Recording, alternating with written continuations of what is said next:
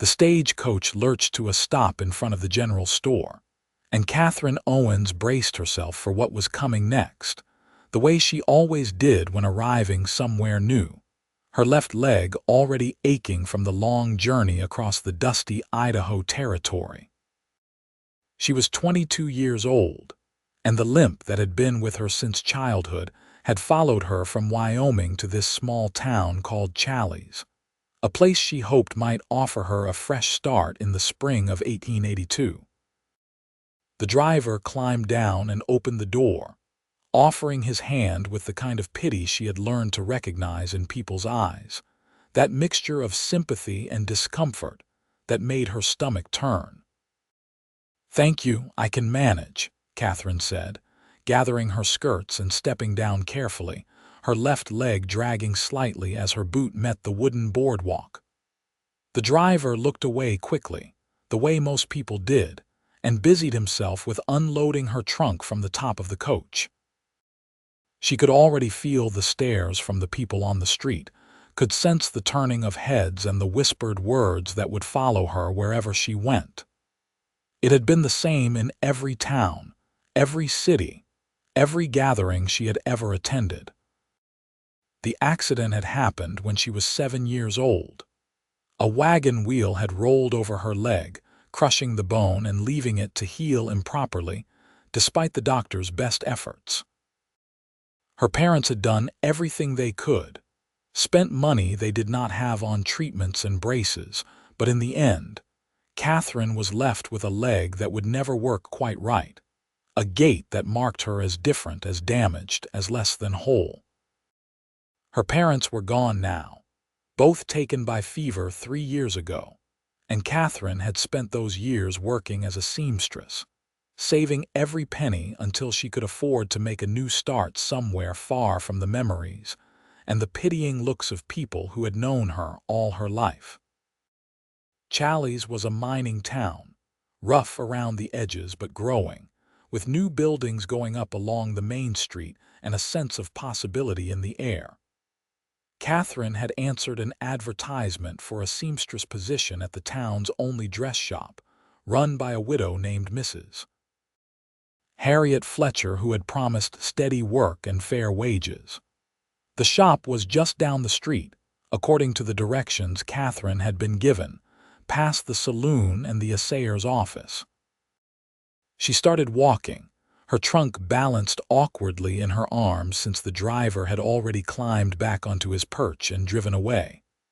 The weight made her limp more pronounced, and she could hear the laughter starting even before she saw who it was coming from.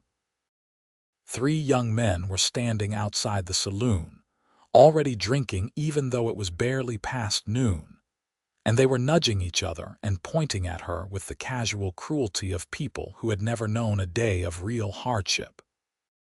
"Look at that," one of them called out, loud enough for half the street to hear. "Walking like a 3-legged dog. Maybe she needs a crutch," another one added, and they all laughed as though it was the funniest thing they had ever heard. Katherine kept her eyes forward and kept walking, her face burning with humiliation but her chin held high.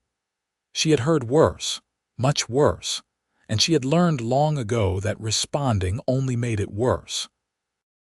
The trunk was getting heavier with each step, and her leg was starting to throb from the strain, but she would not give them the satisfaction of seeing her struggle.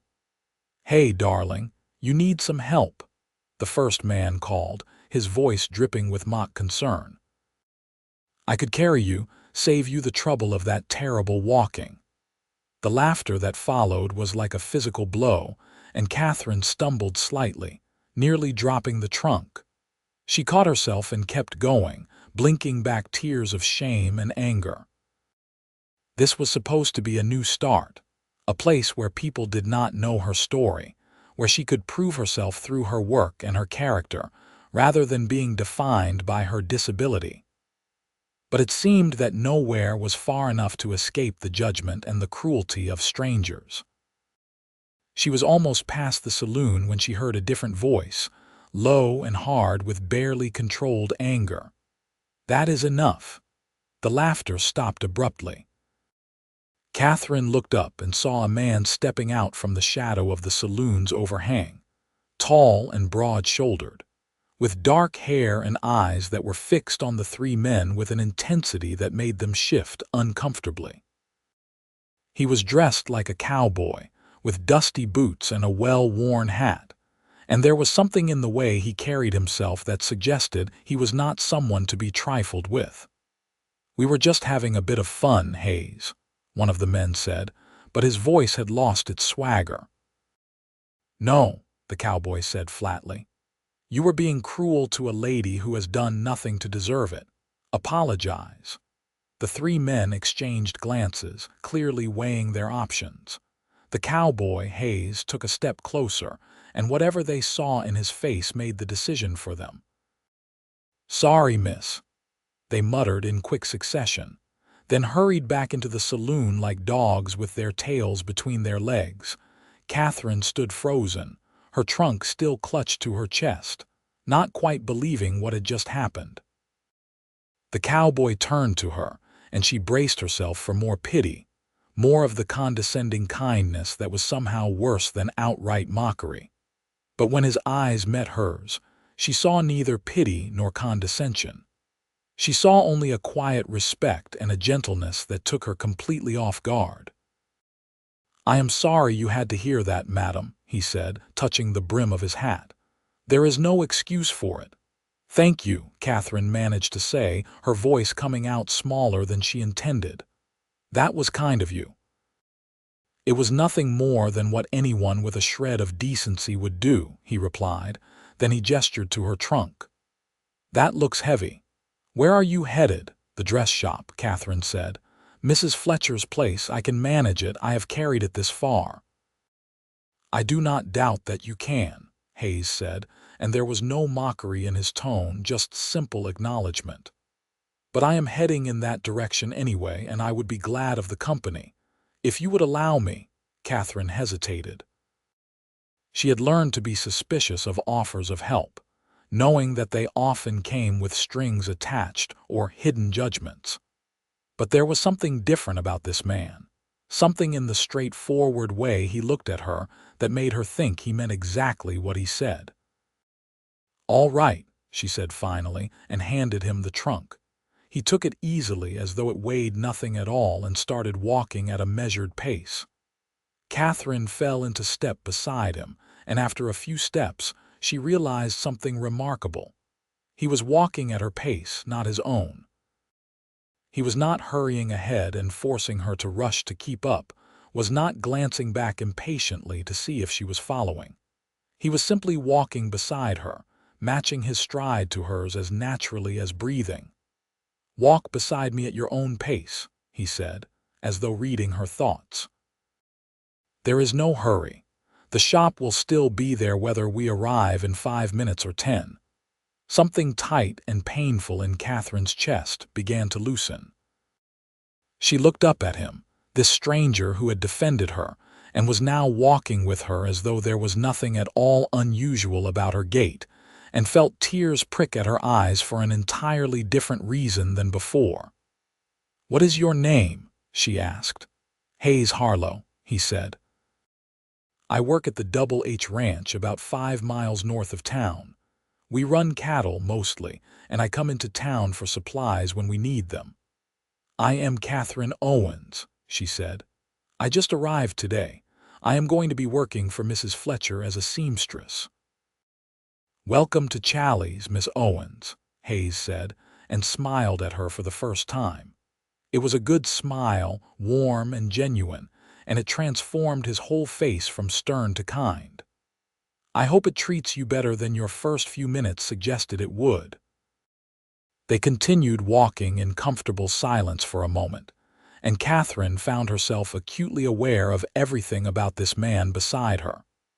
The way he moved with an easy confidence, the strength in his shoulders, the calloused hands that held her trunk so carefully. He smelled of leather and horses and clean sweat, the honest sense of hard work, and there was something steadying about his presence. "Have you lived here long?" she asked. "About 3 years now," Hayes said. I came out from Kansas after the war, worked a few different spreads before landing at the Double H. It is good work, good people. The owner, Henry Harrison, is a fair man who treats his hands right." "The war," Katherine repeated. "You fought in the war." "I did," Hayes said quietly. "I was young, barely 16 when I enlisted, lying about my age like so many others did. I saw things no one should have to see, did things I am not proud of. But it is over now, and I try to focus on building something better rather than dwelling on what is past." Katherine understood that sentiment all too well. She had spent most of her life trying to move forward rather than being trapped by circumstances she could not change. There was something in Hayes's words that resonated with her own experience, a shared understanding of what it meant to carry wounds, visible or otherwise. They reached the dress shop, a neat little building with lace curtains in the windows and a painted sign that read, "Fletcher's Fine Fashions." Hayes set Katherine's trunk down carefully on the boardwalk and stepped back. "Thank you," Katherine said, meaning it more deeply than he could possibly know, "for everything." "It was my pleasure, Miss Owens," Hayes said, tipping his hat again. "I hope you settle in well here. Challis is a good town, despite what those fools might have made you think. Most people here are decent, hard-working folks." He turned to go, and Katherine felt a sudden, inexplicable panic at the thought of him leaving, of losing this connection before it had even begun. "Will I see you again?" she asked, the words tumbling out before she could think better of them. Hayes paused and looked back at her, something warm and promising in his expression. "I come into town every Saturday for supplies," he said. "I imagine we will run into each other." "I would like that," Katherine said, and felt her cheeks flush at her own boldness. "So would I, Miss Owens," Hayes said softly. "So would I." He walked away, and Katherine watched him go, her heart doing strange things in her chest. She had been in Challis for less than an hour, and already her life felt different, as though some fundamental shift had occurred that she could not quite name. She turned and pushed open the door to the shop, the little bell above it chiming cheerfully. A woman looked up from behind the counter, middle-aged and pleasant-looking, with graying hair pinned up in a neat bun and sharp, intelligent eyes. "You must be Katherine Owens," she said, coming around the counter with a welcoming smile. "I am Harriet Fletcher. I am so glad you made it safely." "Thank you for the opportunity, Mrs. Fletcher," Katherine said. "I am eager to begin work." "We will have time enough for that tomorrow," Mrs. Fletcher said. "For now, let me show you to your room and help you get settled. You must be exhausted from the journey." She picked up Katherine's trunk easily, clearly stronger than she looked, and led the way through the shop to a door at the back. Behind it was a narrow staircase leading up to the second floor, where Mrs. Fletcher kept her living quarters and a small room for her employee. "I saw you talking with Hayes Harlow," Mrs. Fletcher said as they climbed the stairs, her tone casual but her eyes watchful. "He is a good man, that one of the best in this town if you ask me." "He helped me with my trunk," Katherine said, not sure what else to say. "Did he now, Mrs. Fletcher said, and smiled knowingly. "Well, you could do far worse than catching the eye of Hayes Harlow. He is hardworking, honest, and kind, and he does not drink or gamble away his wages like so many of the ranch hands do. Half the unmarried women in this town have set their caps at him, but he has never shown interest in any of them." Katherine felt a flutter of something she did not want to examine too closely. She had only just met the man, had spoken with him for all of 10 minutes. It was foolish to read anything into a simple act of kindness, no matter how much his words and actions had affected her. The room Mrs. Fletcher showed her to was small but clean, with a narrow bed, a washstand, and a window that looked out over the main street. It was more than Katherine had dared to hope for, a space of her own where she could rest and think and begin building this new life she had dreamed of. "Thank you," she said to Mrs. Fletcher. "This is perfect." "I am glad you think so," Mrs. Fletcher said. "Now, you rest for a bit, and then come down when you are ready. We will have supper together and discuss the work. I have orders backed up that need attention, so you will not lack for things to do." She left Katherine alone, and Katherine sank down onto the bed with a sigh of relief and exhaustion. Her leg was throbbing from the long journey and the walk from the stagecoach, but her mind was full of Hayes Harlow and the way he had looked at her, the way he had walked beside her without rushing or judging or pitying.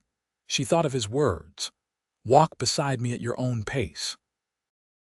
It was such a simple thing, really, but to Katherine, who had spent her entire life feeling like a burden, like someone who slowed others down and required accommodation, those words felt like a gift beyond measure. They suggested a world in which her limitations were not something to be overcome or ignored, but simply accepted as part of who she was, with no need for apology or shame. Katherine lay back on the bed and stared at the ceiling, letting herself imagine, just for a moment, what it might be like to have someone like Hayes Harlow in her life permanently. Someone who would walk beside her at her own pace, day after day, year after year. Someone who would defend her against cruelty and treat her with respect and kindness. It was a foolish fantasy, she told herself sternly. She had only just met the man. He had been kind, nothing more. She should not read romantic intentions into what was simply decent behavior. And even if he was interested, why would someone like him want someone like her? He was strong and capable, a man who could have his pick of women. Why would he choose someone damaged, someone who could not even walk properly? But even as she tried to talk herself out of hope, Katherine could not quite suppress the small, stubborn ember of possibility that had kindled in her heart. The days that followed fell into a pleasant rhythm. Katherine proved herself to be an excellent seamstress, her stitches neat and even, her eye for fit and style impeccable. Mrs. Fletcher was delighted with her work and quickly gave her more responsibility, allowing her to take on her own projects and even consult with customers directly. The people of Challis were, as Hayes had suggested, mostly decent folk. There were a few who stared or made unkind remarks, but they were the minority, and Katherine found herself slowly relaxing, slowly beginning to believe that she might actually make a life for herself here. Saturday arrived, and Katherine found herself watching the street from the shop window with an anticipation she tried to convince herself was foolish. Hayes had said he came to town on Saturdays, but that did not mean she would see him. He had his errands to run, and she had work to do. Their paths might not cross at all. But then, around mid-morning, she saw him walking down the street, leading a horse loaded with supplies. Her heart gave a painful leap, and she forced herself to turn away from the window and focus on the hem she was sewing. She would not moon over him like a silly schoolgirl. If he wanted to see her, he knew where she was. The bell above the door chimed, and Katherine looked up to see Hayes stepping into the shop, hat in hand, looking slightly nervous. "Good morning, Miss Owens," he said. "I hope I am not disturbing you." "Not at all, Mr. Harlow," Katherine said, setting down her sewing with hands that trembled slightly. "It is good to see you again." "I was wondering," Hayes said, then paused and cleared his throat. "That is, I thought perhaps if you were not too busy you might like to take a walk with me. Get some air, see a bit of the town, if you would like." Katherine's heart was racing now. "I would like that very much," she said, Mrs. Fletcher appeared from the back room, her timing impeccable as always. "Go on, Katherine," she said with a smile. "You have been working hard all week. You deserve a break." Katherine removed her apron and fetched her shawl, very aware of Hayes waiting for her, of the way his eyes followed her movements. They stepped out into the spring sunshine, and Hayes immediately fell into step beside her, matching his pace to hers just as he had done before. "How has your first week been?" he asked as they walked.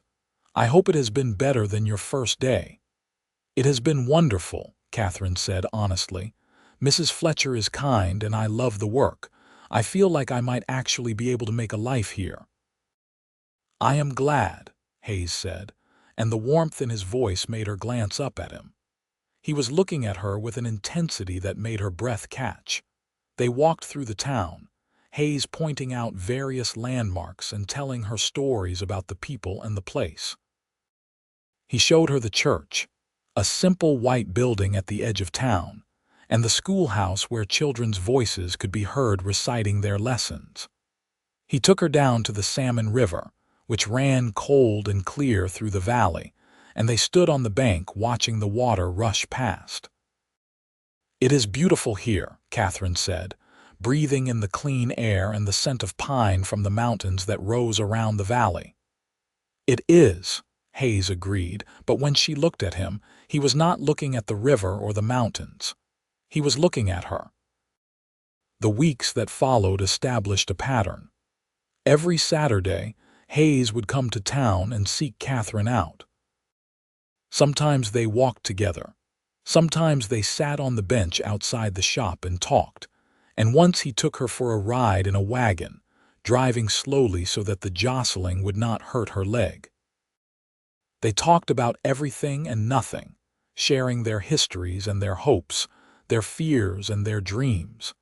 Katherine learned that Hayes had grown up on a small farm in Kansas, the youngest of 5 children. His father had been a hard man, quick to anger and free with his fists, and Hayes had enlisted in the army as much to escape home as to serve his country. The war had been brutal, and he had seen friends die in ways that still haunted his dreams. When it was over, he had drifted west, working odd jobs and trying to find a place where he belonged. "The Double H is the first place that has ever felt like home," he told her one afternoon as they sat by the river. "Henry Harrison treats us like family, not just hired hands. He is teaching me about ranching, about breeding and managing cattle. I am saving money, hoping to buy my own spread someday." "That is a good dream," Katherine said. "I hope you achieve it." "What about you?" Hayes asked. "What are your dreams?" Katherine was silent for a moment, watching the sunlight dance on the water. "I used to dream of being normal," she said quietly. "Of waking up one day and finding that my leg had healed, that I could walk without limping, that people would not stare or whisper or mock. But I have realized that will never happen, and I have had to find different dreams." "What dreams have you found?" Hayes asked gently. "I dream of being accepted for who I am," Katherine said. "Of finding people who see past my limp to the person underneath. Of doing work that matters, that brings beauty into the world. Of maybe, someday, having a family who loves me despite my limitations." "Not despite them," Hayes said firmly. "Any family worth having would love you, period." "Not despite anything, not in spite of anything, but because of everything you are." Katherine looked at him, tears pricking at her eyes. "That is a beautiful sentiment," she whispered.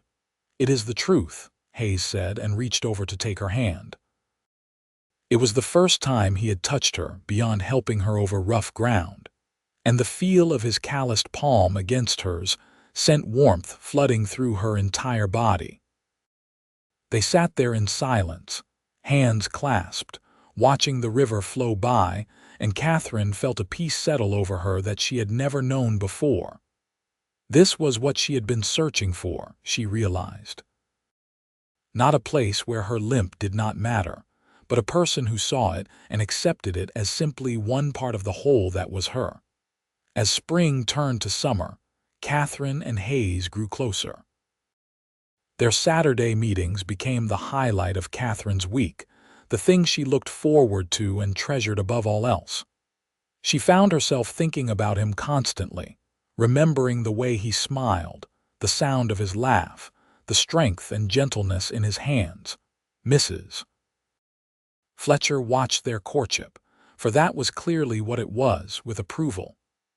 "I told you Hayes Harlow was one of the good ones," she said to Katherine one evening as they sat together working on a wedding dress for one of the town's young ladies. "He looks at you like you hung the moon and stars." "Do you really think so?" Katherine asked, hardly daring to hope. "I know so," Mrs. Fletcher said firmly. "And you look at him the same way. Do not let fear hold you back, my dear. Grab hold of happiness when it is offered. Lord knows there is little enough of it in this world." Katherine thought about Mrs. Fletcher's words that night as she lay in bed, listening to the sounds of the town settling down for sleep. She was falling in love with Hayes Harlow. There was no point in denying it. The question was whether he felt the same way, and whether he would be willing to take on a wife who could not run or dance or do all the things that other women could do. The answer came the following Saturday. Hayes arrived at the shop looking nervous, his hat in his hands, his eyes serious. "Katherine," he said, using her first name for the first time, "would you walk with me? There is something I need to say to you." Katherine's heart climbed into her throat, but she nodded and fetched her shawl. They walked in silence to the edge of town, to a small hill that overlooked the valley. The summer day was warm and clear, the mountains rising majestically in the distance, the sky an endless blue. Hayes stopped and turned to face her, taking both her hands in his. "Katherine, I am not good with words," he began. "I am just a cowboy, a ranch hand with not much to offer beyond a strong back and a willing heart. But I need you to know that I have fallen in love with you." Katherine's breath stopped in her chest. "I love your strength," Hayes continued, his voice rough with emotion. "I love your courage and your kindness. I love the way you see beauty in the world despite all the hardship you have faced. I love your smile and your laugh, and the way you bite your lip when you are concentrating on your sewing. I love everything about you, and I do not care one bit about your leg or your limp. That is just part of you, like the color of your eyes or the sound of your voice, and I love all of it."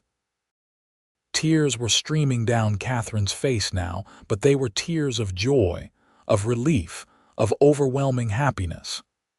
"I am not rich," Hayes said. "I cannot offer you a fancy house or expensive dresses. But I can offer you my heart and my hand and my promise that I will walk beside you at your own pace for the rest of our lives. Katherine Owens, will you marry me?" "Yes," Katherine said, the word coming out as a sob. "Yes, Hayes, yes, 1,000 times yes." Hayes pulled her into his arms, and they stood there on the hill, holding each other as though they would never let go. When they finally pulled apart, Hayes cupped Katherine's face in his hands and kissed her, gentle and sweet and full of promise. "I love you," Katherine whispered against his lips. "I love you so much." "I love you too," Hayes said.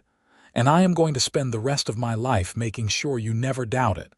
They were married in the little white church on a warm day in August. Mrs. Fletcher helped Katherine make her wedding dress, a simple but beautiful gown in ivory silk that made her feel like a princess. The entire town turned out for the ceremony, and even the men who had mocked Katherine on her first day were there, shamefaced and respectful. Henry Harrison, Hayes's employer, stood up as his best man, and Mrs. Fletcher stood up for Katherine. The ceremony was simple but heartfelt, and when the minister pronounced them husband and wife and Hayes kissed her, Katherine felt as though her heart would burst with happiness. The reception was held at the saloon, which had been cleaned up and decorated for the occasion. There was food and music and dancing, and when it came time for the bride and groom to dance, Hayes took Katherine in his arms with infinite care. "I cannot really dance," Katherine whispered, embarrassed. "Neither can I," Hayes whispered back with a grin. "So we will just sway together and call it dancing." They moved together slowly to the music, barely more than standing in place and turning in small circles, and it was the most perfect dance Katherine had ever experienced. Hayes held her close, his arms strong and sure around her, and she rested her head against his chest and listened to the steady beat of his heart. Hayes had spent months preparing for this day. He had worked extra hours and saved every penny, and with help from Henry Harrison, he had built a small cabin on a piece of land at the edge of the Double H Ranch. It was not much, just 2 rooms and a loft, but it was theirs, and when he carried Katherine over the threshold that night, she cried at the beauty of it. Hayes had made most of the furniture himself, simple but sturdy pieces that showed the care he had taken. There were curtains at the windows, made from fabric Mrs. Fletcher had helped him choose, and a quilt on the bed that Henry's wife had contributed. There were wildflowers in a jar on the table and a rocking chair by the fireplace. "It is perfect," Katherine said, looking around with shining eyes. "It is the most beautiful home I have ever seen." "It is ours," Hayes said, pulling her close. "The first of many things we will build together." That night, in the privacy of their little cabin, Hayes made love to his wife with a tenderness that took her breath away. He was patient and careful, mindful of her leg, focused entirely on her pleasure and her comfort. Afterwards, they lay tangled together in the darkness, skin to skin, heart to heart. "Are you happy?" Hayes asked, his fingers tracing lazy patterns on her arm. "I did not know it was possible to be this happy," Katherine said honestly. "I feel like I must be dreaming, and I am afraid to wake up and find that none of this is real." "It is real," Hayes promised. "I am real, and you are real, and this life we are building together is real. And I am going to remind you of that every single day." The months that followed were the happiest of Katherine's life. She continued her seamstress work, but now from home, with customers coming to the cabin for fittings and Mrs. Fletcher sending projects her way. Hayes worked long hours at the ranch, but he always came home to her at night, always greeted her with a kiss and a smile that said more clearly than words that she was the center of his world. They settled into married life with an ease that surprised them both. Katherine learned to cook the simple but hearty meals that Hayes preferred, and Hayes learned to appreciate the small touches she added to their home, the embroidered pillows and pretty curtains and fresh flowers. They talked for hours about everything and nothing, sharing their days and their thoughts and their dreams.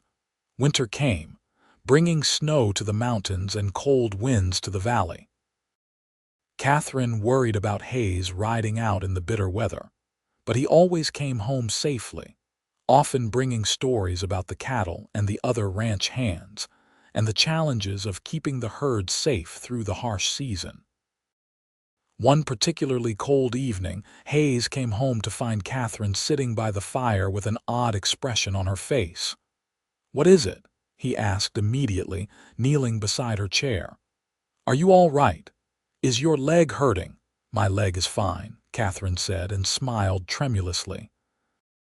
"Hayes, I am pregnant." Hayes stared at her for a long moment as though the words had not quite registered. Then a slow, brilliant smile spread across his face. "Pregnant," he repeated. "We are going to have a baby." "We are going to have a baby," Katherine confirmed, and then laughed as Hayes whooped with joy and swept her up in his arms, spinning her around carefully before setting her back down and kissing her soundly. "I am going to be a father," Hayes said wonderingly. "Katherine, this is the best news I have ever heard." "I was afraid to tell you," Katherine admitted. "I was afraid you might worry because of my leg. Childbirth is difficult enough for women with no limitations."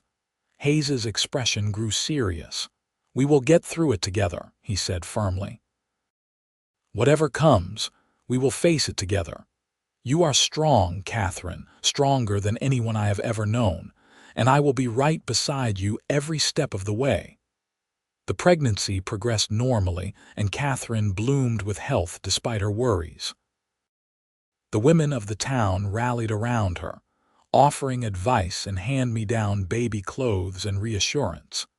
Mrs. Fletcher was particularly helpful, having had 3 children of her own before they all moved away to seek their fortunes elsewhere. "You will be fine," Mrs. Fletcher told Katherine firmly. "Your leg has nothing to do with your ability to carry and birth a child. Trust your body. It knows what to do." Hayes was attentive to the point of being overprotective. He tried to keep Katherine from doing any heavy work, from walking too far, from exerting herself in any way. Katherine appreciated his concern but also found it frustrating. "I am pregnant, not made of glass," she told him one day when he had literally tried to carry her to the outhouse. "I need to keep moving to stay strong. The doctor said so." "I know," Hayes said, looking sheepish. "I just worry. I could not bear it if anything happened to you." "Nothing is going to happen to me," Katherine said, cupping his face in her hands. "But you have to let me do things for myself, Hayes. You have to trust that I know my own limits." He nodded, though she could see the struggle in his eyes. He loved her so much it scared him, she realized. He had lost so much in his life, had seen so much death and destruction during the war. The thought of losing her was more than he could bear to contemplate. "I love you," she said softly, "and I am not going anywhere. We are going to raise this baby together, and then maybe a few more after that. We are going to grow old together, Hayes Harlow. I promise you." Spring arrived, bringing green grass and wildflowers and the promise of new life. Katherine's belly grew round and full, and she felt the baby moving inside her, strong kicks and tumbles that filled her with wonder. Hayes would spend hours with his hand on her stomach, feeling those movements, his face alight with joy and anticipation. The baby came on a warm day in May, after a labor that was long and difficult but ultimately successful. The doctor who came from the larger town of Salmon supervised the birth, and Mrs. Fletcher stayed by Katherine's side through the whole ordeal, wiping her brow and offering words of encouragement. Hayes waited downstairs, pacing like a caged animal, starting at every sound from above. When the baby's first cry finally rang out, he was up the stairs before anyone could stop him, bursting into the room with wild eyes. "Katherine," he cried, and then stopped short at the sight of his wife, exhausted and sweaty but smiling, holding a tiny bundle wrapped in a soft blanket. "Come meet your son," Katherine said, her voice hoarse from hours of labor. Hayes approached slowly, as though afraid he might break the spell. He looked down at the tiny, red face of his son, at the miniature hands waving in the air, and tears began to stream down his face. "He is perfect," Hayes whispered. "You are perfect. Thank you, Katherine. Thank you for this gift." They named the baby Henry Thomas Harlow after Hayes's employer and Katherine's father. Little Henry was a healthy, hungry baby who quickly established himself as the center of their universe. Hayes was a devoted father, taking to the role as naturally as breathing. He would walk the floor with Henry when he cried at night, would sing to him in a low, rumbling voice that somehow always soothed him. Katherine watched her husband with their son and fell even more deeply in love with him. He was so gentle with the baby, so patient and caring, and yet there was such strength in him, such capability. He was everything she had ever dreamed of and more than she had dared to hope for. The years that followed were full of joy and challenges, of hard work and simple pleasures. Hayes continued to work at the Double H, but he also began acquiring cattle of his own, building his own herd with Henry Harrison's blessing and support. Katherine's seamstress business grew, her reputation spreading throughout the valley as word of her skill and artistry spread. Little Henry grew into a sturdy, happy toddler, and then into a curious, energetic little boy. He had his father's dark hair and his mother's warm eyes, and he seemed completely unbothered by the fact that his mother walked with a limp. To him, it was simply how she was, no different from the color of her hair or the sound of her voice. When Henry was 3, Katherine became pregnant again. This time the pregnancy was easier and the birth was quicker. They welcomed a daughter into the world, a tiny, delicate girl they named Kathleen Rose. Kathleen had her father's strong features softened by femininity, and from the moment Hayes held her for the first time, she had him wrapped around her little finger. Life settled into a comfortable rhythm. The little cabin grew crowded with 2 children, and Hayes began making plans to expand it, to add rooms and build a proper house that would accommodate their growing family. Henry Harrison helped him with the project, sending ranch hands to assist when they could be spared, and slowly the cabin transformed into a real home. The children grew. Henry started school in the little schoolhouse in Challis, showing a quick mind and an eagerness to learn. Kathleen toddled after her big brother, trying to do everything he did, her baby voice demanding to be included in every game and adventure. Katherine had moments when she worried about her children. She worried that Henry might be teased because of her limp, that Kathleen might grow up ashamed of having a mother who was different.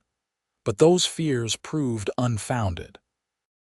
The children of Challis had grown up seeing Katherine and Hayes together, seeing the love and respect between them, and they treated Katherine with the same casual acceptance that their parents did. And if any child was foolish enough to make a comment about Katherine's limp, they quickly learned that Hayes Harlow, even as a young boy, was his father's son. He would not tolerate cruelty toward his mother, and he had both the physical strength and the moral conviction to back up his defense. Hayes continued to save money, continued to build his herd, and when Henry was 8 and Kathleen was 5, he made the announcement Katherine had been waiting for. "I found a piece of land," he said one evening after the children were asleep. 160 acres with a creek running through it and good grazing. Henry Harrison is willing to sell me some of his breeding stock at a fair price, and I have enough saved to make a down payment and start building. "Your own ranch," Katherine breathed, her eyes shining. "Hayes, that is wonderful. Our own ranch," Hayes corrected. "This is for all of us, Katherine, a legacy to leave to our children." They moved to the new land in the spring of 1892. The house Hayes built was modest but solid, with a wide porch and views of the mountains. There was room for the children to run and play, room for Katherine's sewing room and for Hayes's workshop. It was everything they had dreamed of. The work was hard, harder than anything they had done before.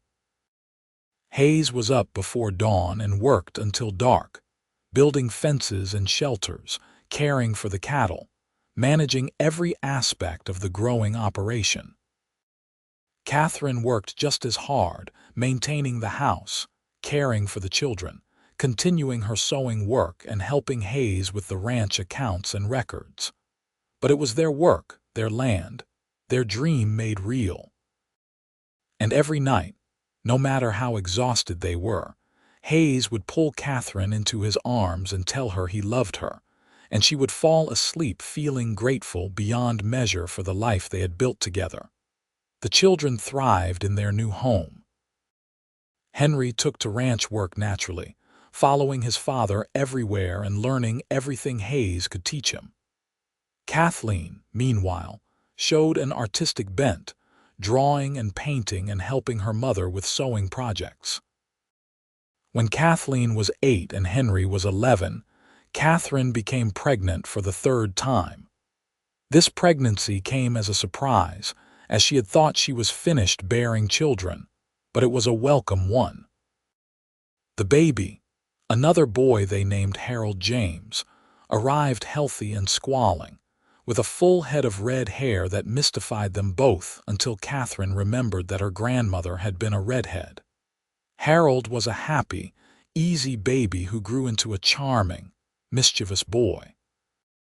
He was the baby of the family, doted on by his older siblings and adored by his parents.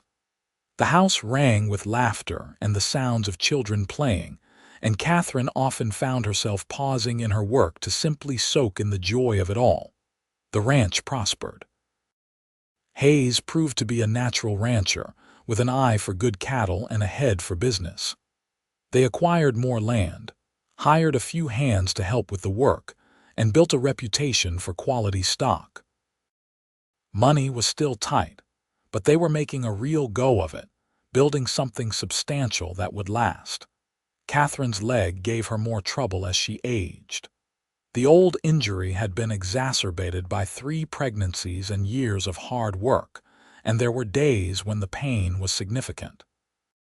But Hayes was always there, always ready to help, to carry her when she needed it, to rub her leg with liniment when it ached. "You have carried me so much further than I ever carried you," Hayes told her one night as he massaged her aching leg. "You have given me everything, Katherine.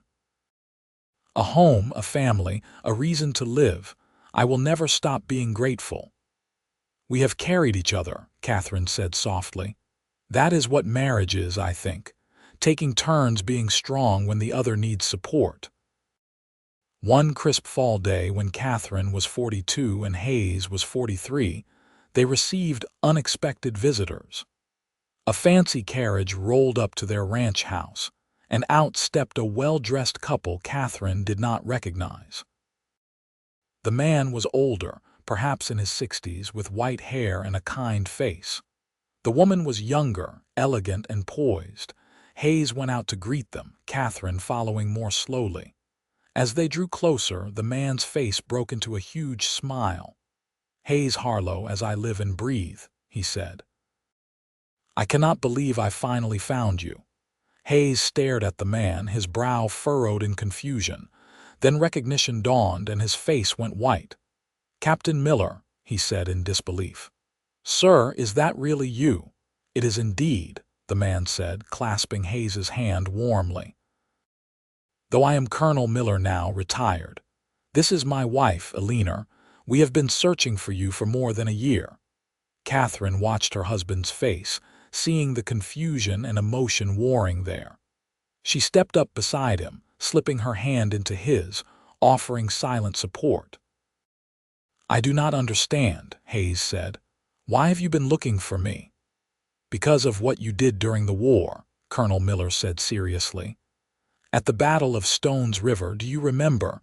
You pulled me out of the line of fire after I was shot. You saved my life, Hayes, and then you disappeared before I could thank you properly. I have wanted to find you for 20 years. Hayes shook his head slowly. "You do not owe me anything, sir. I only did what any soldier would do." "But you did more than that," Colonel Miller said.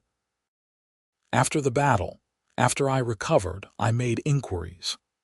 I learned that you had gone back into the fighting again and again that day, pulling men to safety, fighting like a demon to protect your unit. You were recommended for commendation, but by the time it came through, you had already mustered out and disappeared." Hayes looked uncomfortable with the praise. "I was just trying to survive," he said quietly. "Trying to help my friends survive. There was nothing heroic about it." "Well, I disagree," Colonel Miller said firmly. "And I have come here today to settle an old debt. Hayes, I am a wealthy man, made my fortune in railroads after the war. I have no children, no heirs, and I have wanted for years to do something meaningful with my money. When I finally tracked you down and learned you were ranching, I knew what I wanted to do." He pulled an envelope from his coat and handed it to Hayes. "This is the deed to 1,000 acres adjoining your property. I purchased it last month, and now I am giving it to you, free and clear. Consider it a thank you for the life you gave back to me." Hayes stared at the envelope as though it might bite him. "Sir, I cannot accept this. It is too much." "Nonsense," Colonel Miller said. "You can and you will. You earned this 20 times over on that battlefield. Let me do this, Hayes. Let me give something back to the man who gave me my life." Katherine squeezed Hayes's hand and he looked down at her, his eyes full of wonder and disbelief. She smiled at him, nodding her permission, her encouragement. "Thank you," Hayes said finally, his voice choked with emotion.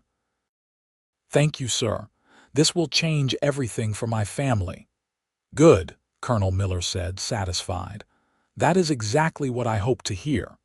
The Millers stayed for dinner, sharing stories and getting to know the Harlow family. The children were fascinated by the elegant couple, and Harold in particular peppered Colonel Miller with questions about the war. When they finally left, promising to stay in touch, Hayes stood on the porch with Katherine, watching their carriage disappear down the road. "Can you believe it?" he said wonderingly. 1,000 acres. Katherine, we can expand the herd, build proper barns, hire more men. We can create something truly substantial to pass down to our children. "You deserve it," Katherine said firmly. "You have worked so hard, Hayes. You have been a good man, a good husband, a good father. This is just the universe recognizing that and giving back." The additional land transformed the ranch. Over the next few years, Hayes built it into one of the most successful operations in the valley. He hired good men and treated them fairly, just as Henry Harrison had treated him. He bred quality cattle and developed a reputation for honesty and fair dealing. Katherine continued her sowing, but as the ranch became more prosperous, she was able to be more selective about the work she took on, focusing on special projects and custom pieces, rather than the endless mending and alterations that had filled her early years. The children grew into young adults. Henry showed every sign of becoming an even better rancher than his father, with a gift for understanding cattle and land management. At 19, he married a sweet girl from Salmon named Emma, and they built a house on the ranch property, planning to take over the operation eventually. Kathleen, at 16, announced her intention to become a teacher. She had inherited her mother's determination and her father's steady temperament, and Katherine had no doubt she would be successful at whatever she attempted. Harold, at 11, was still young enough to be unsure of his path, but he showed an interest in everything from horses to mechanics, his curious mind always exploring and questioning. Hayes and Katherine watched their children with pride and satisfaction. They had built something lasting, something meaningful. Not just the ranch, though that was certainly an achievement, but a family rooted in love and respect and kindness. On their 20th wedding anniversary, Hayes took Katherine back to the hill where he had proposed. It was a warm summer evening, and they sat together watching the sun set over the mountains, their hands clasped together as they had been so many times before. "You remember what I said to you on our first day?" Hayes asked. "You said many things that day," Katherine replied with a smile. "I told you to walk beside me at your own pace," Hayes said. "And you have, Katherine. You have walked beside me through every joy and every challenge, through every triumph and every setback. You have been my partner in every sense of the word." "And you have been mine," Katherine said softly. "You have never rushed me, never made me feel like I was holding you back, never treated my limitations as something to overcome. You have simply loved me, exactly as I am." "That is the easiest thing I have ever done," Hayes said, and kissed her as the sun painted the sky in shades of gold and crimson. The years continued to pass, marked by the changing seasons and the milestones of their children's lives. Henry and Emma had children of their own, making Hayes and Katherine grandparents. Kathleen graduated from Teachers College and took a position at the school in Challis, where she inspired a new generation of students. Harold, true to his mechanical interests, went to work for the railroad, helping to maintain and repair the engines that now crossed the Western Territories. Hayes and Katherine grew older together, their bodies showing the wear of decades of hard work but their love as strong as ever. Hayes's hair turned white, and the lines on his face deepened, but his eyes still lit up when Katherine entered a room. Katherine's limp grew more pronounced with age, and she eventually needed a cane to help her get around, but Hayes was always there, ready to offer his arm, to walk beside her at whatever pace she could manage. On a warm spring day in 1915, Hayes and Katherine celebrated their 33rd wedding anniversary with their children and grandchildren gathered around them. The ranch was thriving under Henry's management. The house was full of laughter and love, and Katherine looked around at everything they had built and felt a contentment so profound it brought tears to her eyes. "What are you thinking?" Hayes asked, slipping his arm around her waist. "I am thinking about the girl who arrived in Challis 33 years ago," Katherine said. "So afraid, so convinced that she would never find acceptance or love, and I am thinking about how wrong she was." "She was not wrong," Hayes said gently. "She was just looking in the wrong places. Once she found the right place, the right people, everything fell into position." "Once she found you," Katherine corrected. "You changed everything, Hayes. You showed me that I was worth loving, that my limp did not define me, that I could build a life full of joy and meaning. You saved me." "No," Hayes said, pulling her close. "We saved each other. I was lost when I met you, Katherine, drifting through life with no real purpose, no real home. You gave me something to live for, something to build toward. You made me into the man I wanted to be." They stood there together, surrounded by the family they had created and the life they had built, and Katherine thought about how far they had come from that first day on the streets of Challis. She thought about the cruelty of strangers and the kindness of the man who had defended her. She thought about all the days and nights they had shared, all the challenges they had overcome, all the love they had built between them.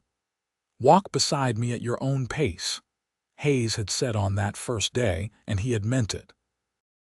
He had walked beside her through more than 3 decades, through joy and sorrow, through triumph and tragedy, through the everyday moments and the extraordinary ones.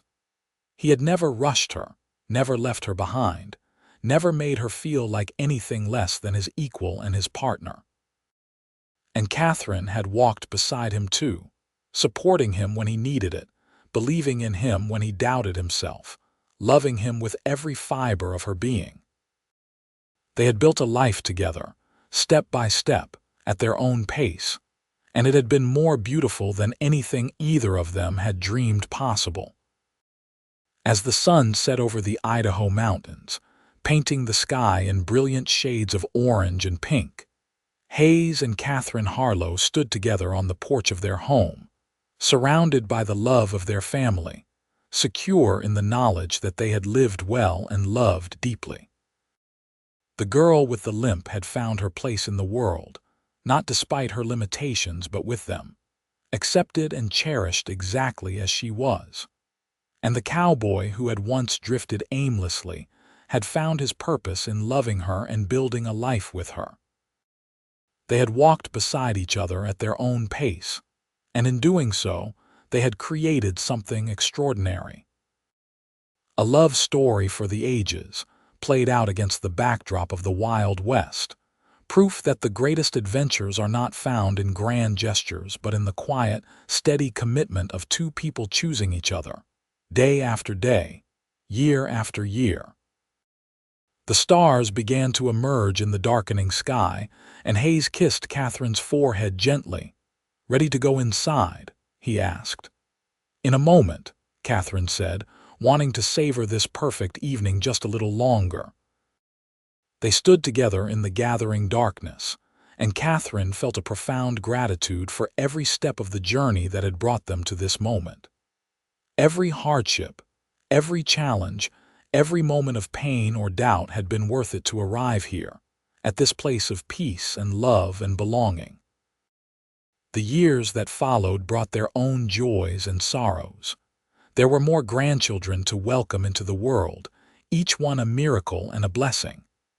There were losses, too, as elderly friends and family members passed away, reminding them of the precious, finite nature of life. Hayes and Katherine eventually stepped back from the daily operations of the ranch, leaving it in Henry's capable hands, while they focused on enjoying their remaining years together. They spent their days in simple pleasures, sitting on the porch watching the sunset, playing with their grandchildren, tending a garden full of flowers and vegetables, reading together in the evenings. Katherine's leg gave her more and more trouble as the years advanced. The doctors said there was little they could do, that the old injury had simply worn out her body over decades of use. There were days when the pain was severe, when she could barely walk even with her cane. But Hayes was always there, carrying her when necessary, his strength undiminished by age. "I am sorry," Katherine said one evening when Hayes had to carry her from the kitchen to the bedroom. "I hate being such a burden." Hayes set her down gently on the bed and looked at her with such love that it took her breath away. "You are not a burden," he said firmly. "You are my wife, my partner, the love of my life. Carrying you is not a burden, Katherine. It is a privilege and an honor. I would carry you to the ends of the earth if you needed me to." Katherine reached up and cupped his weathered face in her hands. "How did I get so lucky?" she whispered. "I ask myself the same question every day," Hayes replied, and kissed her with all the tenderness of their long years together. On a cold winter morning in 1920, Katherine woke to find snow falling softly outside the bedroom window. She was 71 years old, Hayes was 72, and they had been married for 38 years. Her leg was aching as it always did in the cold weather, but she felt strangely peaceful, strangely content. Hayes stirred beside her and opened his eyes, smiling at her as he had every morning for nearly 4 decades. "Good morning, my love," he said. "Good morning," Katherine replied. "Look, it is snowing." They lay there together, watching the snow fall, and Katherine thought about all the winters they had seen together, all the changes of season that had marked the passage of their lives. She thought about the young woman she had been and the old woman she had become, and she felt no regret, no bitterness, only gratitude for the extraordinary life she had been given. "Hayes," she said softly, "if I could go back and change things, if I could go back and prevent the accident that damaged my leg, I do not think I would." Hayes looked at her in surprise. "Why not?" "Because it brought me to you," Katherine said simply. "If I had not had my limp, I would not have been mocked that day in Challis. And if I had not been mocked, you would not have defended me. And if you had not defended me, we might never have met, never have fallen in love, never have built this beautiful life together. So no, I would not change it. Every step, even the painful ones, led me exactly where I needed to be." Hayes pulled her close, and she could feel the tears on his cheeks. "I love you," he said roughly. "I love you more than life itself, Katherine Harlow." "And I love you," Katherine said. "My champion, my partner, my home. I love you with everything I am." They stayed close together as the snow continued to fall, coating the ranch in a blanket of white. Outside, their grandchildren were beginning to arrive for Sunday dinner, bringing noise and chaos and joy. Inside, Hayes and Katherine held each other, two souls who had found their perfect match and had built a lifetime of love from that first fateful encounter. The house filled with family, and the day was spent in laughter and stories, good food and warm fellowship. Katherine, despite her aching leg, felt more alive than she had in months. She watched Hayes with their children and grandchildren, saw the respect and love they had for him, and felt proud beyond measure of the man he had become, of the legacy they had built together. That evening, after everyone had gone home and the house was quiet again, Hayes helped Katherine to bed and lay down beside her. She nestled into his arms, her head on his chest, listening to the steady beat of his heart. "This has been a perfect day," she murmured drowsily. "They are all perfect when I am with you," Hayes replied. Katherine drifted off to sleep with a smile on her face, secure in the knowledge that she was loved completely and unconditionally, that she had lived a life of meaning and purpose, that she had made a difference in the world through the family she and Hayes had created together. The years continued to roll on. Katherine and Hayes grew older and frailer, but their love never diminished. Hayes cared for Katherine as her mobility decreased, bathing her and dressing her and carrying her from room to room with infinite patience and tenderness. And Katherine cared for Hayes in her own ways, managing the household accounts, offering wisdom and guidance to their children and grandchildren, being the heart of their family. On a warm summer evening in 1925, as the sun was setting over the mountains, Katherine felt a strange peace settle over her.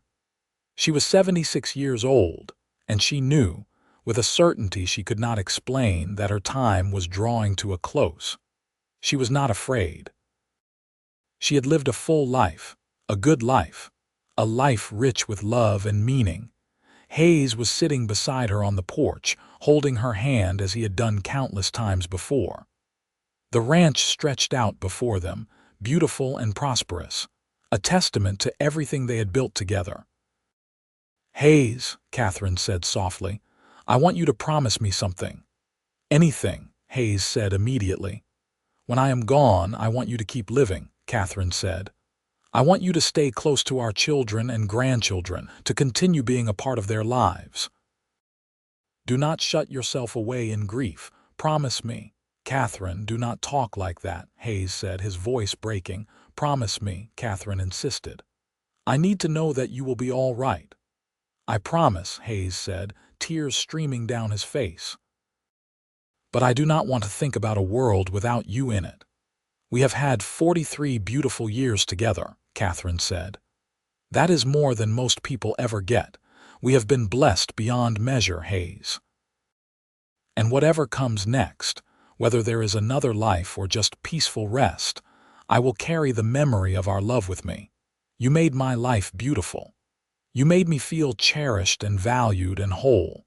That is the greatest gift anyone could ever receive." Hayes lifted her hand to his lips and kissed it gently. "You are my heart," he said. "You always have been, and you always will be."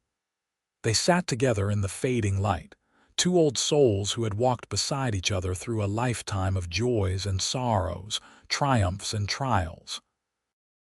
And when the last ray of sunlight faded from the sky, Katherine took one final breath and slipped away peacefully, her hand still clasped in Hayes's, a smile on her face. Hayes sat with her for a long time, holding her hand, saying his goodbyes, grieving for the woman who had been his everything. But even in his grief, he could not regret a single moment of their life together. Katherine had been right. They had been blessed beyond measure. True to his promise, Hayes did not shut himself away in grief. He mourned deeply, as was only natural, but he stayed close to his children and grandchildren, finding comfort in their love and in the legacy he and Katherine had built together. He lived for another 5 years, seeing great-grandchildren born, seeing the ranch continue to prosper, seeing the family tree they had planted grow and flourish. And when Hayes Harlow finally closed his eyes for the last time on a spring morning in 1930, he did so with a smile on his face, knowing that he would soon be reunited with his beloved Katherine. He had lived a good life, a life of purpose and meaning, all because a young woman with a limp had stepped off a stagecoach in Challis, Idaho, and captured his heart with her courage and her spirit. The story of Hayes and Katherine Harlow became a legend in the valley, passed down through generations of their descendants. It became a story about love conquering adversity, about finding acceptance and belonging, about the power of walking beside someone at their own pace rather than rushing ahead or leaving them behind. Their graves were placed side by side on a hill overlooking the ranch, with a simple stone that read, Hayes and Katherine Harlow, beloved husband and wife, who walked together through life at their own pace, hand in hand, heart to heart, now and forever. And on warm summer evenings, when the sun sets over the Idaho mountains and paints the sky in brilliant colors, some say you can still see them. Two figures standing on the porch of the old ranch house, arms around each other, watching the world they helped to build with satisfaction and love. It is just a story, of course, a romantic notion that gives comfort to those who believe in true love and happy endings. But the descendants of Hayes and Katherine Harlow know the truth. The love their ancestors shared was real and powerful and eternal. It transformed lives, built legacies, and proved that the greatest adventures are not found in conquering mountains or taming wilderness, but in the simple, profound act of loving someone completely, accepting them fully, and walking beside them through all of life's joys and challenges. The ranch still stands today, passed down through 5 generations of Harlows. The house has been expanded and modernized, but the original cabin that Hayes built still exists as part of the structure, preserved as a reminder of where it all began. The current residents, Hayes and Katherine's great-great-grandchildren, know the story by heart. They know about the young woman who arrived in Challis with a limp and a dream, and the cowboy who saw past her disability to the extraordinary woman beneath. They know about the words that changed everything. Walk beside me at your own pace. They know about the love that grew from that simple act of kindness, the family that sprouted from that love, and the legacy that continues to shape their lives more than a century later. And they make sure that every new generation learns the story, understands the lesson, and carries forward the values that Hayes and Katherine embodied. Kindness, acceptance, patience, and the understanding that everyone has their own pace, their own path, and their own story to tell. The greatest gift we can give each other is to walk beside one another with respect and love, allowing each person to move at the speed that is right for them, offering support without judgment, companionship without conditions. That is the legacy of Hayes and Katherine Harlow.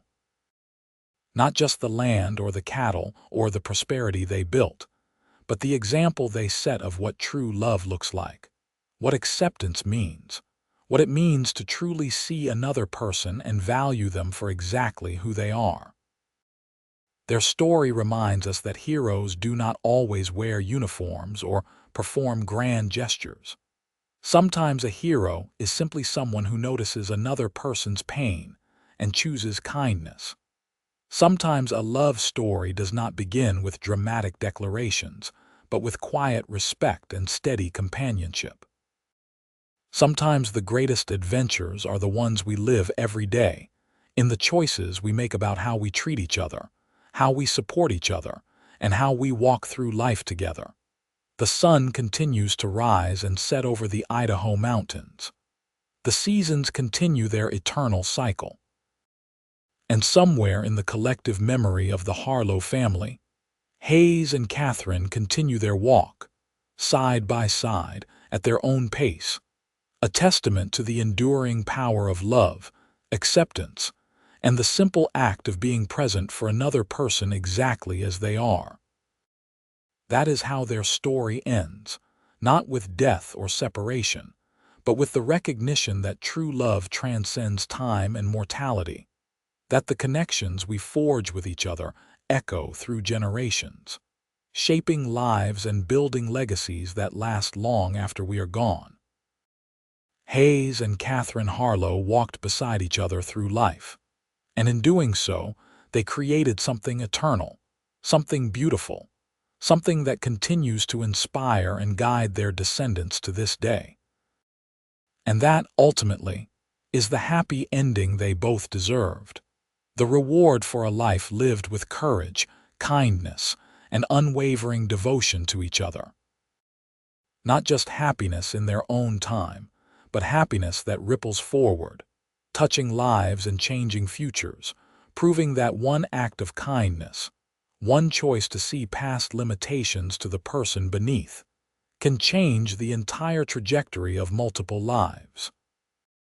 Their walk together may have ended, but the path they carved through the wilderness of life remains, a guide for all who come after, showing the way toward love, acceptance, and the understanding that we all deserve someone who will walk beside us at our own pace, without judgment, without impatience, with nothing but respect and devotion.